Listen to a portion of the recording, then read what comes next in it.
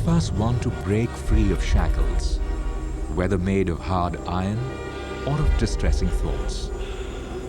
Each one of us is looking for peace and happiness, even if life may have worn us out. Despite all the trials and tribulations, the desire to embrace life and breathe freely never deserts one. Each one wants a drop of light that would illuminate our being and life. Each one. Located in New Delhi, Tihar remains the largest prison in Asia and one of the largest in the world.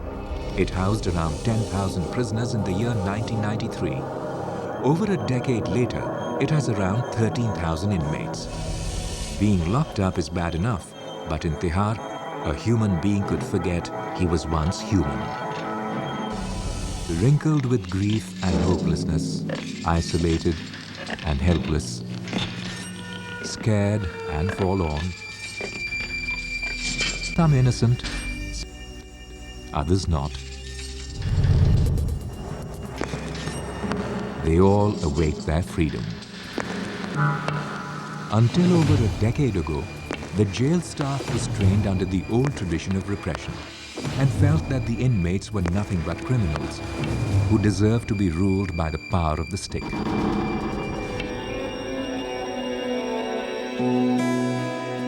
We all have dreams, some fulfilled, others not, wherein one eye tirelessly sees them, the other, blinded by harsh reality, is often desolate, clouded, and lonely.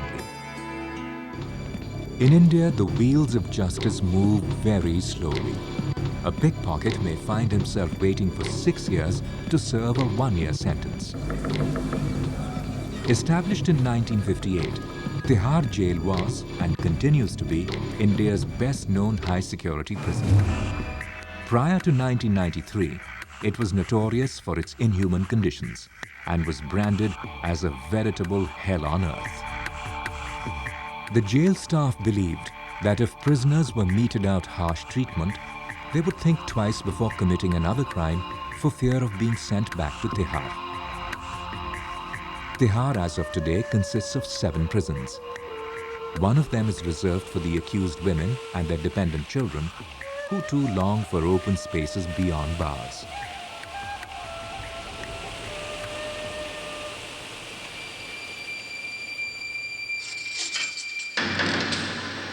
Drug use and violence are common problems in almost any prison. But in Tihar, prior to 1993, their magnitude surpassed most, if not all, prisons in the world. This police vehicle is carrying the new Inspector General of Tihar Jail. The new officer in charge knew that the job was going to be very challenging.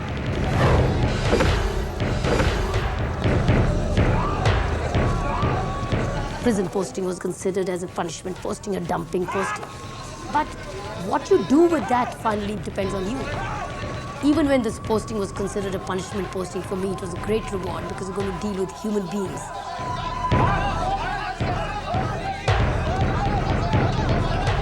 The first ever woman police officer in India, Dr. Kiran Bedi, immediately got down to acquainting herself with the inmates at Tihar.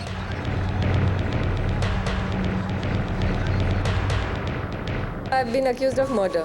The most distressing factor in my life is, that I have left a daughter who's about 6 years old outside. So I try not to think about her because if I think about her, it pains me a lot. I wish I had not hurt the child. I never expected this to happen.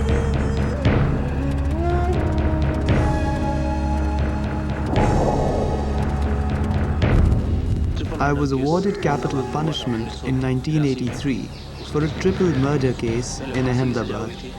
I appealed to the High Court and my sentence was reduced to life imprisonment. Put here on NDPS charge. We feel suffocated, being locked up all the time. Loneliness and remorse, regret and restlessness define the anguish of the inmates. Tihar was a perfect training ground for the alleged offenders who fell prey to the devious tactics of hardcore criminals, who in turn were almost entirely consumed by bitterness and a yearning for revenge. I curse the officer who's put me behind bars. May he never be successful in life. Can anyone be happy staying away from their family? We're all the time locked up in here. I have 4 kids and my husband is a poor rickshaw puller. How can he fulfill our needs? It has been 6 months since I met my family. A person feels very depressed and ultimately they turn very hard-hearted. And when you turn hard-hearted, then there is no reform. You also don't have a solution, do you?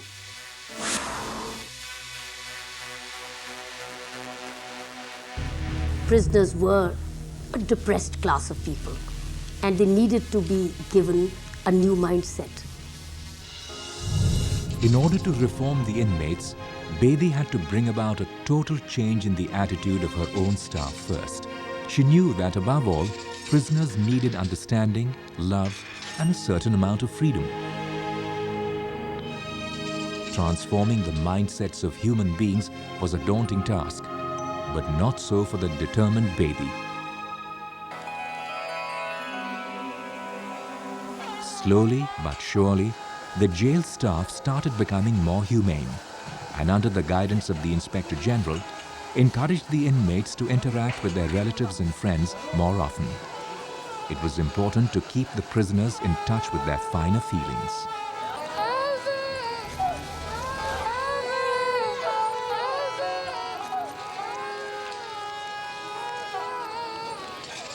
The inmates were not mere depressed shadows and could not be treated with disregard. They too had to come alive from being the punished and the persecuted to becoming normal human beings. So it was decided that the haunting shadows of the past would be replaced by a promise of the present, however modest. The root cause of the problem lay in the outdated wooden system that had to give way to a responsive administration. A fresh beginning had to be made, and a new insight developed. The inmates' dependent children became Bedi's prime concern. A spacious, cheerful creche was set up for the little people.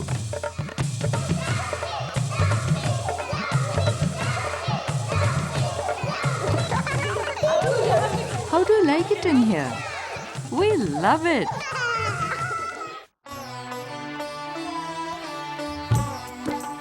The inmates were encouraged to apply their mind to constructive, if not creative work. Once a variety of activities and education were introduced, the inmates responded with enthusiasm and began to rediscover their self-worth while making some pocket money as well. Bedi felt the need to impart skills that would instill confidence in the inmates and financially sustain them on their release from Tihar.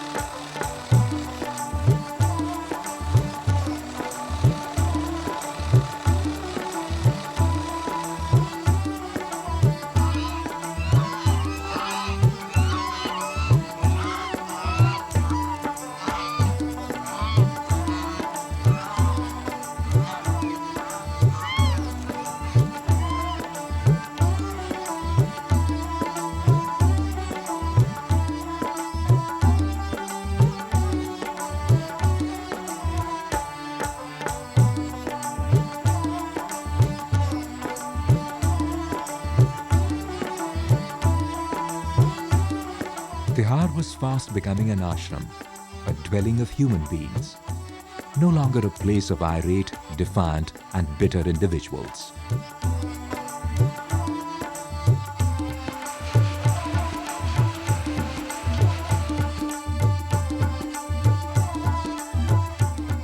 The reforms reinforced the fact that the human mind needed sanguinity and productivity.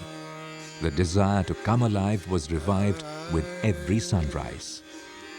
Bedi embarked on motivating prison administration, prisoners, and the community at large towards one common goal: correction through the collective approach.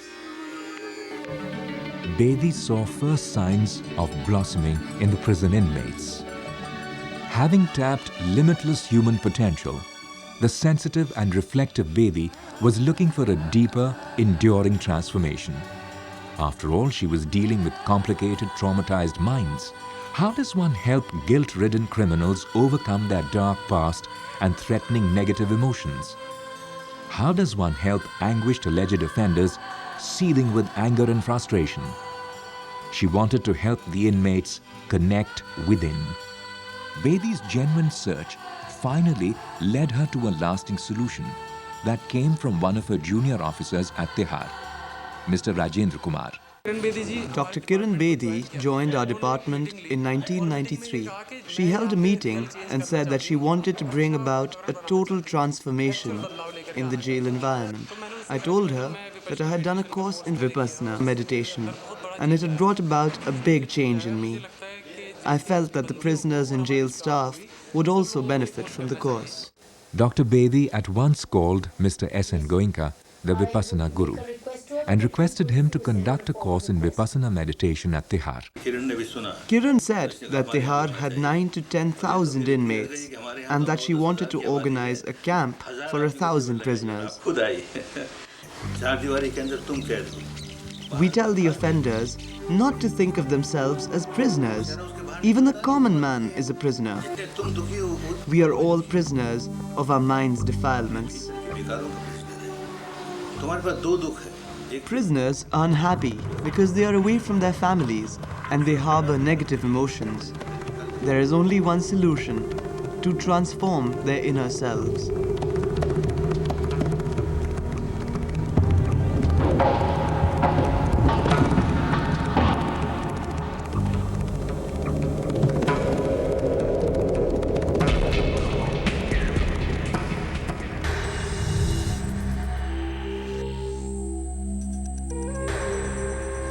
Vipassana brings out latent aspirations as also hidden fears and memories.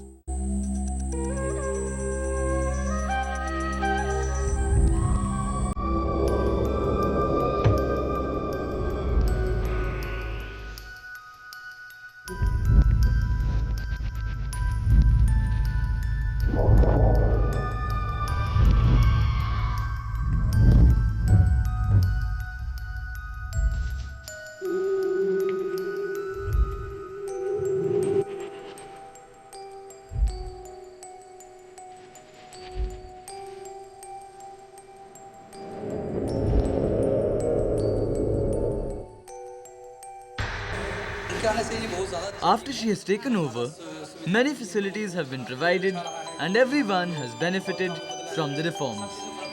Always happy to see Kiran, the little inmate, like all others, was baffled by the news of her caring auntie leaving Tihar.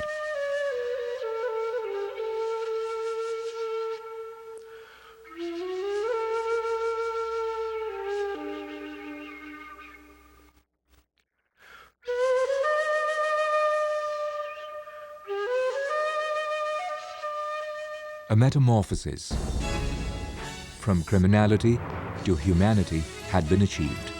India watched with pride as Dr. Kiran Bedi was honored with the prestigious Magsaysay Award for sensitive, humane administration at Tihar.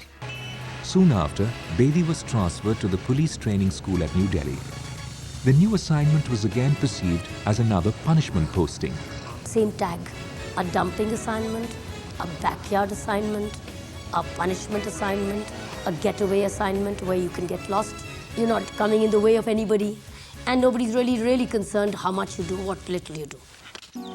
When I came here and I actually saw depression writ large in this police training college. Down the line, everybody was unwanted. The student felt unwanted because the teacher thought the job was unwanted. So it was an unwanted feeling. You have two kinds of police officers. One is the new inductees, and you have these seniors like me and this higher in age group. They're unhappy with the way the department dealt with them. They're unhappy with all things that happened to them. They're unhappy because they never got the promotions in time. They didn't get the postings of their choices. They got punished wrongly, or they didn't get rewarded when they should. So there are a lot of bottled up depression and anger and complaints. Second category which is seeing this bottling up, which is going to be supervised by the bottled up, which is also going to get it back from them. And sad people never give joy and happiness. When you're teaching a police officer, you're teaching for the next 40 years. Each one before you is 40 years from now. All 40 years. And in each day, if he's going to meet 100 people, 100 into 365 days into 40 years. That's the kind of touch we're talking about. My teachers suddenly realized we're not just teaching, we're into a whole world of an evolution. So therefore, an evolved teacher is so critical in police teaching. It's the willingness of that individual human mind which will sustain acquisition of knowledge or team spirit or initiative or honesty or courage or the extra mile giving. So therefore, you have to address finally the human mind.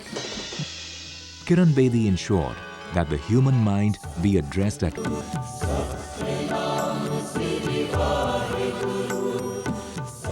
May all beings be happy. Why? Because you're happy within yourself.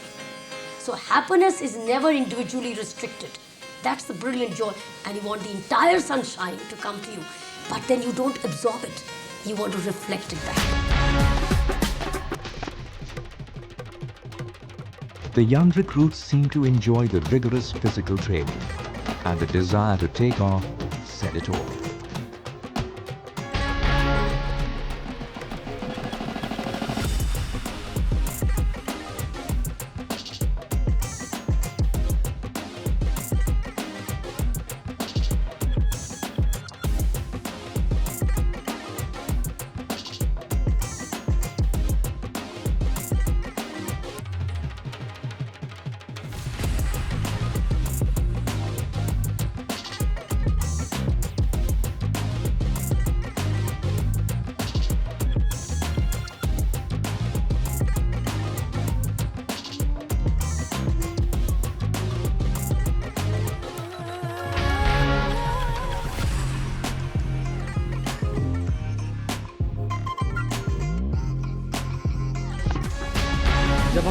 When we came here, we felt we had come to a jungle, a wild place with overgrown grass and shrubs. We wondered how we'd be able to train in such an unkept place. We worked hard at clearing it, and it has become so pleasant that when Madam told us to go home for the festival of Rakhi, we didn't feel like leaving this place. Through the Art of Living program, the kind of training that is being imparted to us in self-policing is one of a kind. When we asked a British police officer if such training was given in the United Kingdom, he had no answer. This is the result of the efforts made by Dr. Kiran Bedi. When we graduate from this place, we will change the image of the police. It will be very different from the prevalent one. We will try to be worthy of our training. That's exactly what I want the police officers to be. Make the use of your posting, whatever you have now, before this also becomes a yesterday, while you're worrying about tomorrow's posting. Just do your best with whatever you get today, because there's just enough to do wherever you are. They already have their young anxieties. Where am I getting my posting? Whether I'll have a house. Their integrity temptations will be very high. They'll be right on the road where people will be offering them a lot of money and temptation. They may be taking things which is not their right. They may be doing injustice when actually justice for reasons of temptation, a transfer, a posting, an obliging. They have a lot of anxieties. What kind of seniors will they get? What kind of orders will they be able to say yes or no? So they are full of anxiety. His leave is not his right. His rest is not his right. And the demands on him are very, very heavy in the times of terrorism today. Very, very high. His life is in danger many times. His family is waiting for him. His family is deprived of him. All these are also going to be bottling him up. That man is going to be very highly stressed. So let's prepare before he cocks himself. We have to, during training, give them the most powerful tools of managing their own anxieties. And the seniors never had such opportunities to get it at training. And here we try to give them at training, right at the source, they get the tools to manage their anxiety from day one. I'll definitely take part in Vipassana, come what may. And with this, Dr. Kiran Bedi brought Vipassana to the police training school. For she was more than convinced that a human mind needed a strong anchor to sustain itself and to evolve. What we're about to undergo is a way to understand who we are deep within and rid ourselves of flaws through Vipassana. Again, Vipassana could never come in isolation. We have in our training a spiritual hour called the Human Values Hour, where different teachers are coming and sharing with them why it is necessary for them to be good human beings.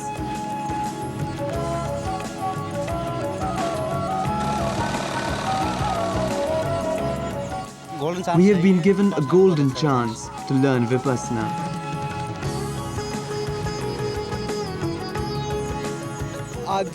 Madam wants us to become physically, mentally and spiritually strong. As police personnel, we have to deal with the public daily.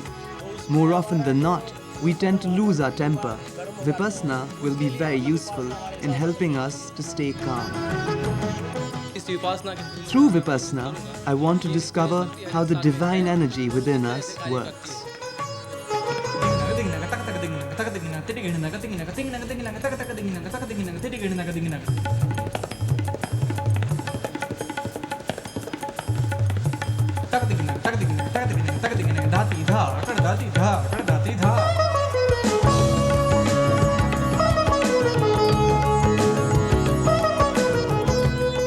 How does it feel?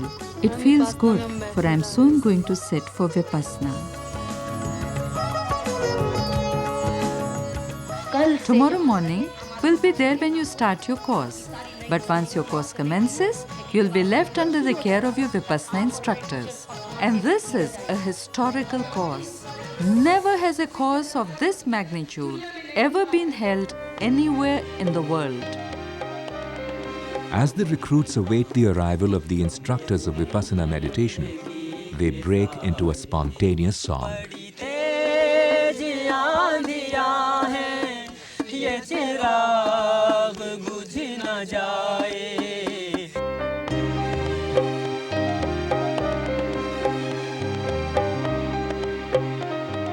The vehicle with the instructors enters the moonlit lanes of the police training school.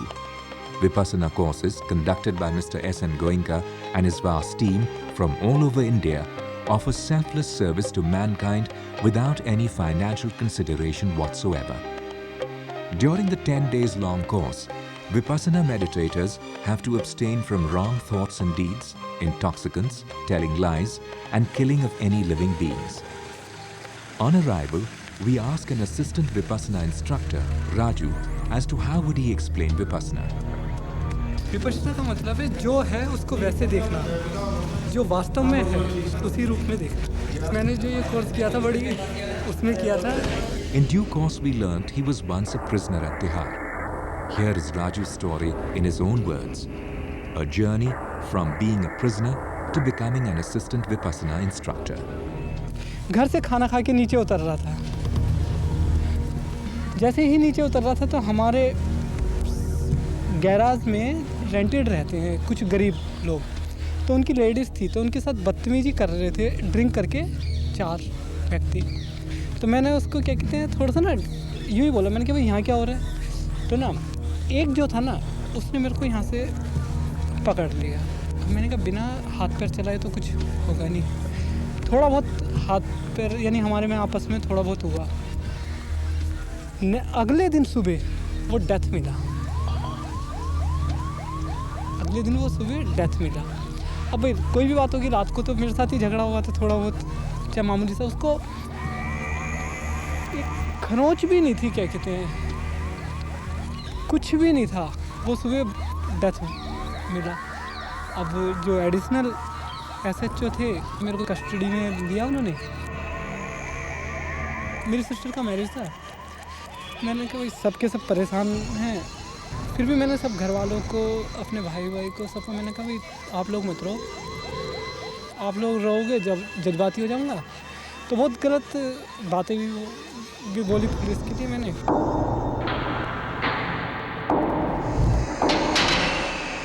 Being jailed is a scary experience for anyone.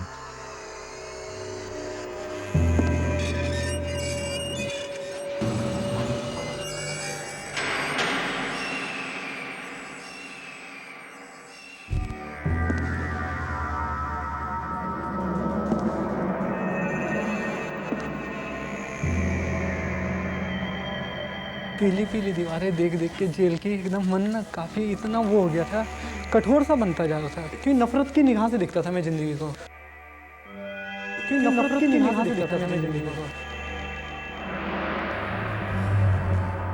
नफरत की निगाह से देखता था मैं ज़िंदगी को। तो वो मेरा ये इस तरीके का व्यवहार देख देख कर ना कि अकेला रहता, मैं किसी को कहता नहीं था कुछ, पर मेरे अकेलेपन का व्यवहार देख देख के ना वो परेशान रहते थे जेल साथी से।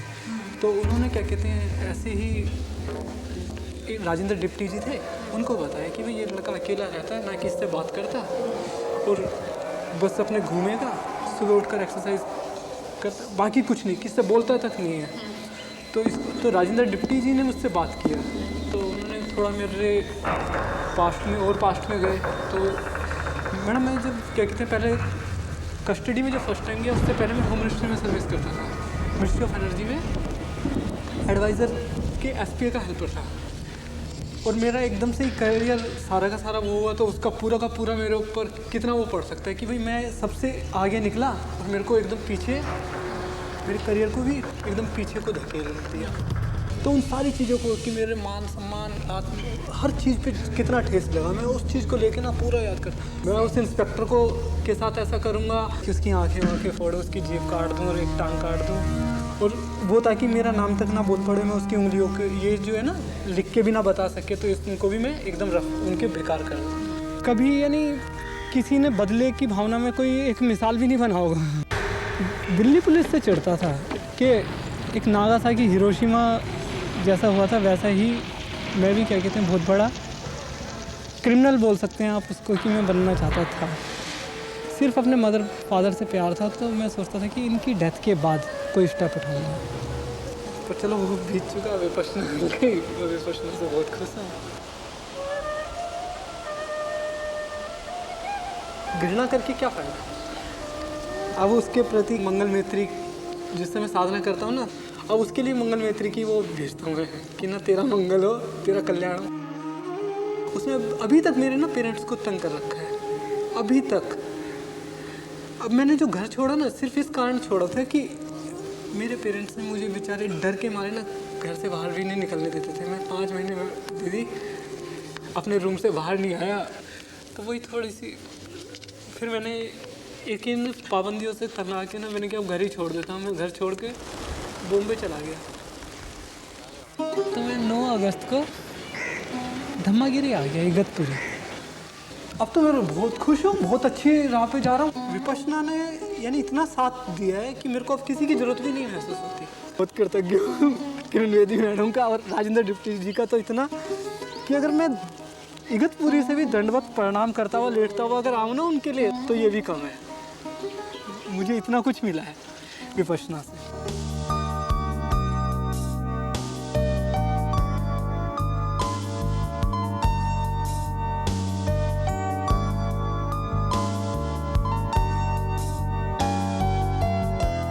I realized that if I don't sit the program with my police officers, it'll be like another order. So to give it the whole strength and to give my belief that I know it's worth it, I sat the program with them. Encaved in our own entangled world, laboriously walking the endless desert of life, surmounting its unlimited challenges, mostly lonely, often lost and restless, torn within, at times bleeding, mostly knotted. We do not breathe easy, not always. What are we looking for? What is darkness looking for? Radiance.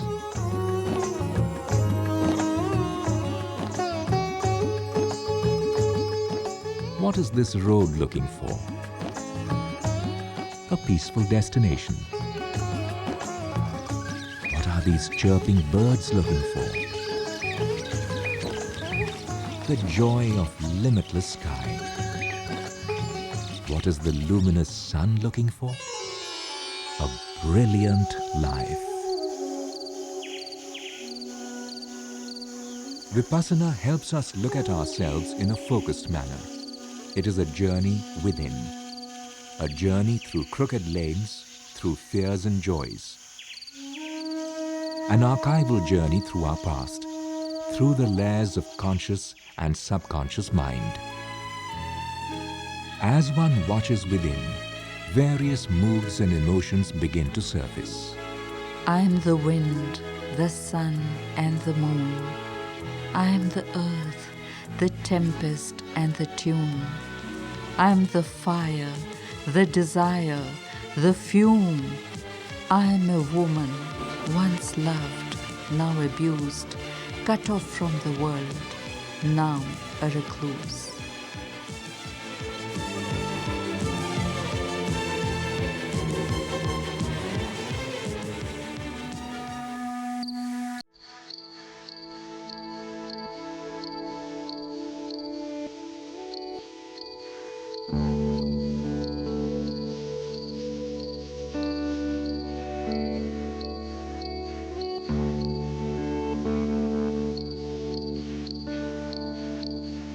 Slowly, our inner knots begin to unfold.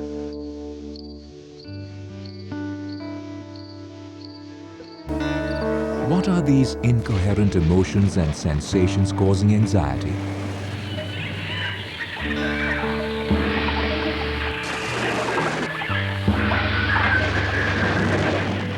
Suddenly, confusion snaps, and I feel like a fragrant particle of dust soaking in the freshness of a raindrop, exquisite and unique.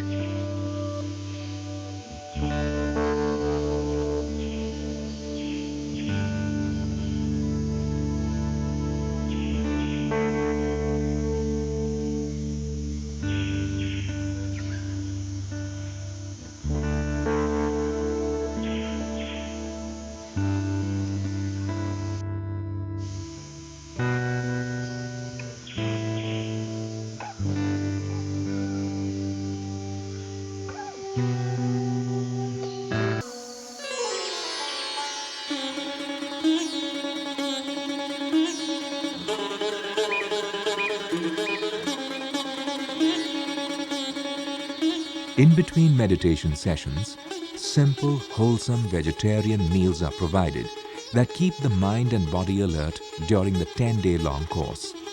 Throughout the course, the Vipassana student is required to observe complete silence in order to remain constantly in touch with his or her inner self. Chirping in one's soul begins with purification of one's mind.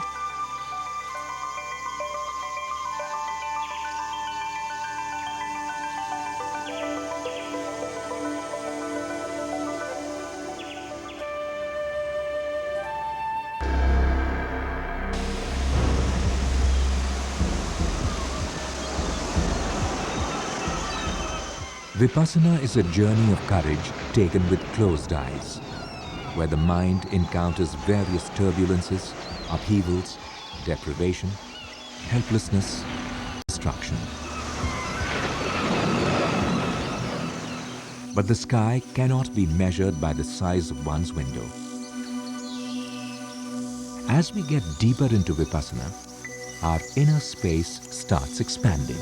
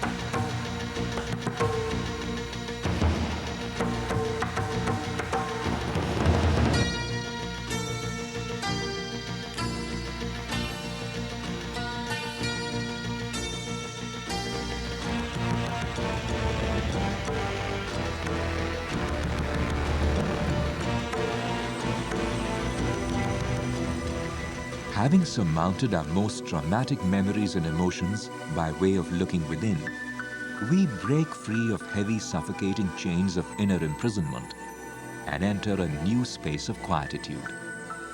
From saturated passive participants, we become alert observers of life. Vipassana helps us discover our own rhythm and carve our own future. Life can be a journey of bondage or liberation. The choice rests with us. In Vipassana, one observes the natural breath as it is, as it comes in and as it goes out. By continuously focusing on one's breath, one develops an insight into one's own nature. Vipassana teaches you the technique of watching yourself.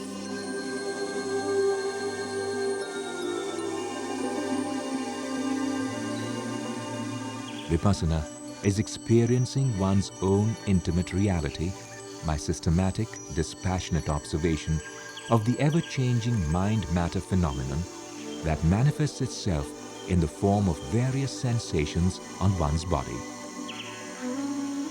The Vipassana student gradually develops equanimity by learning not to react to them.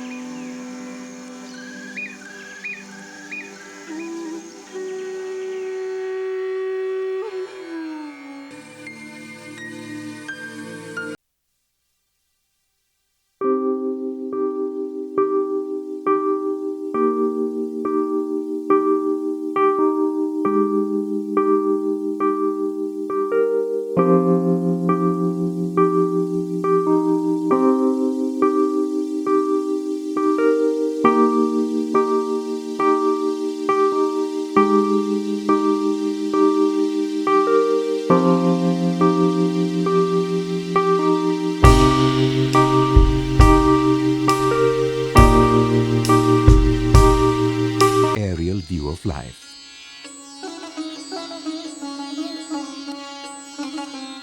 You leave it back to the individual initiative, but you have somewhere made the clock of the spirituality tick. A sound is also heard. It gets suppressed, it becomes louder. And I've not seen anybody saying, suppress it. I don't want to hear it, because these 10 days teach you to listen to your own clock.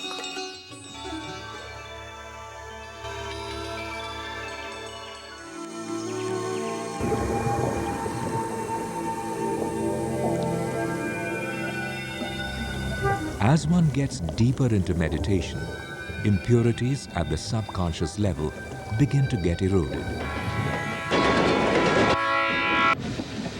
Instead of flowing against our natural, wonderful self, we begin to flow with life. The incarcerated, conditioned mind is set free.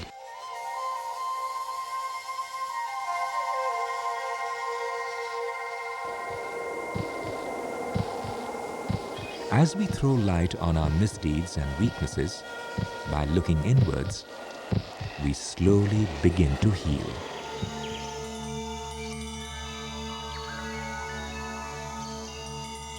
The process of self-purification through focused introspection is certainly never easy. Students have to work hard at it. Through persistent endeavor, a student arrives at his own individual realization, as no one else can do it for him. Therefore, meditation will benefit only those willing to work seriously and observe the discipline, which in turn brings great rewards for the meditator. Students are free to share their experiences with their respective instructors and seek guidance to get maximum benefit from this scientific technique.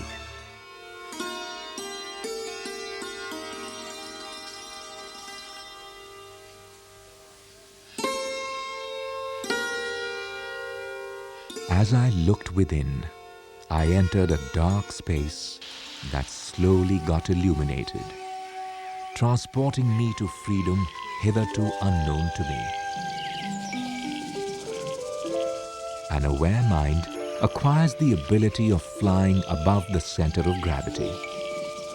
No obstacle can pull it down. One becomes one's own master.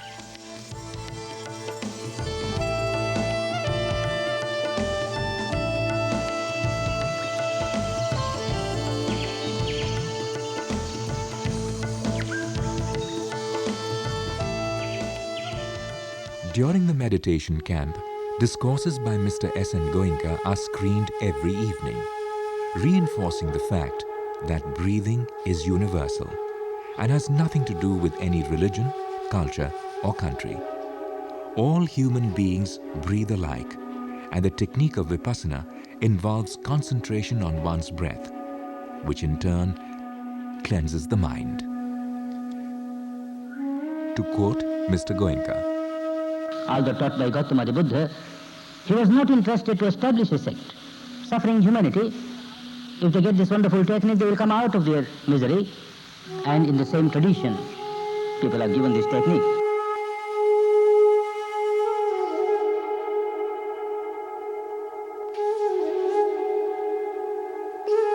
Although conversion is involved, the conversion is that you will get converted from misery to happiness.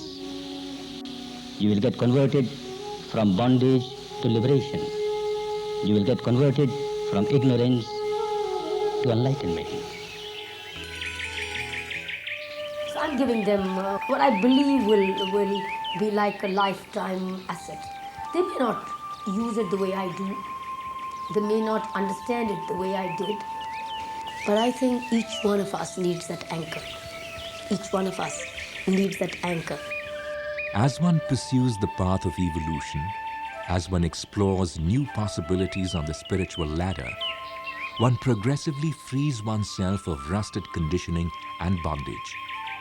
By firmly anchoring one's being in the wholesomeness of life, one receives the gift of the eternal promise of growth and flowering. I had all my relationships intact. I had my mother with me, whom I loved the most. I had my father, I had everything going strong. I did the course in January of '99. And in April, I think I faced the largest challenge of my life when suddenly my mother decided to just go without saying, without preparing. How I handled her departure. I think it would have been impossible for me because I was very, very close to her. And I think that course went a long way, a long, long way in helping me balance. And one of the biggest things this course teaches you is balance, is equanimity. So every time I lost my balance, this course came back to me to rescue me out. But handling personal tragedy, a personal loss was not a professional training for me. You know, that was entirely personal. Therefore, this course did teach me, and it still continues to teach me to understand, to grow, to evolve, and to realize that the journey is very long. It's very long, and it's as long as one has the last breath. Therefore, my life can easily be divided into two portions: pre-Vipassana meditation and post-Vipassana meditation. In fact, if there is a goal in my life today, is to evolve and go on evolving. In fact, a constant audit goes on inside me now. Am I evolving? Am I a step better than I was yesterday? That's the only audit I do for myself. Because in the morning when I pray before my mother and my little temple or a spiritual place we have, that's my only prayer, to assure her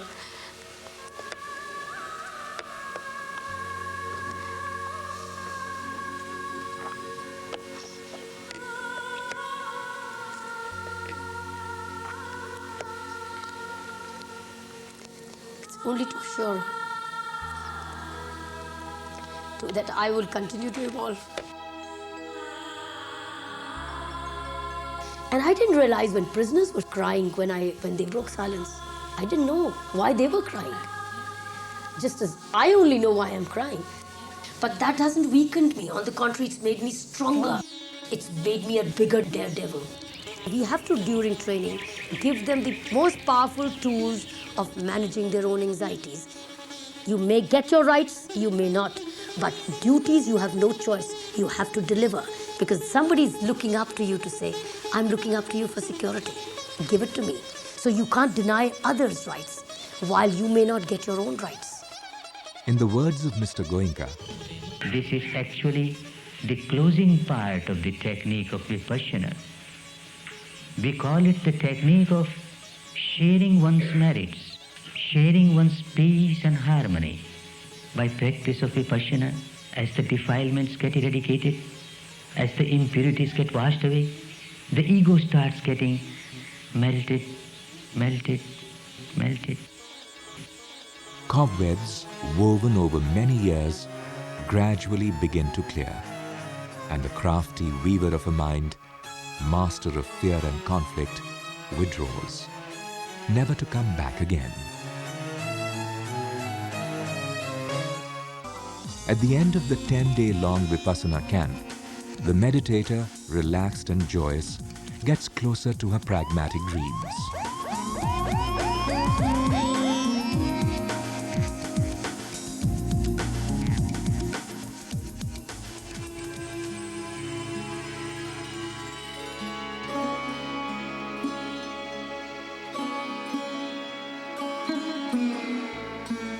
One joins a course like this to make a very deep surgical operation of one's mind. Deep surgical operation brings out very deep-rooted impurities on the surface of the mind. Come out of this unpleasantness and then only practice Metta Bhavana. And as a Vipassana meditator, one has fully realized that real happiness will come only if one is liberated from the defilements. So may all beings be liberated from their defilements. And a stage will also come when these vibrations of love and compassion cannot remain limited to the framework of your body. They start oozing out of every pore of your body. The entire atmosphere will get charged with the electricity of love, compassion, goodwill, purity, peace, harmony, Dhamma, Dhamma, Dhamma.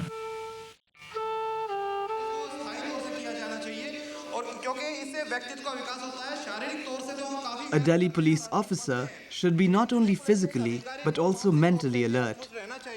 Vipassana helps us understand ourselves better. For police personnel, maintenance of mental equilibrium is extremely important. If they are dishonest or prone to favoritism, they would be failing in their duty. I have just heard your views on Vipassana meditation. It is clearly evident that you all have benefited from it. From now on, all police personnel will undergo this course. That's the way they'll be free from their seniors and the establishment before they start dangling carrot plates to you go here and you go there and you want to go there. That police officer should have no carrots dangling out. For me, my carrot is right now the present work. I'm here to give back to the society the best policemen and women. policing is a power to correct. It's not just a power to arrest. It's a power to correct. And only then can you exercise this power to correct if you are also on a self-correction constantly. This will also certainly give to the Delhi police policemen who know self-policing. आप कौन बनने जा रहे इस course के बाद? What kind of police force are you going to be on completion of this course?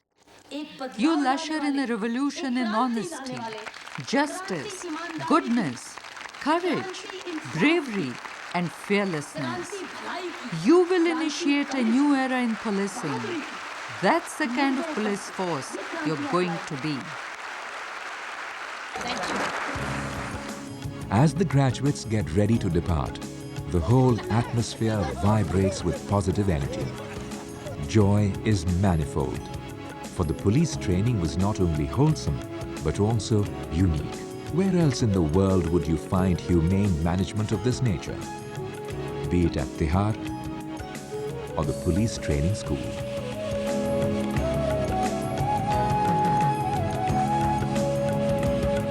Let the wind halt or blow. Let the clouds come or go. Let them be grey. Let them be dry. You just watch. You be the sky. You just watch. You be the sky.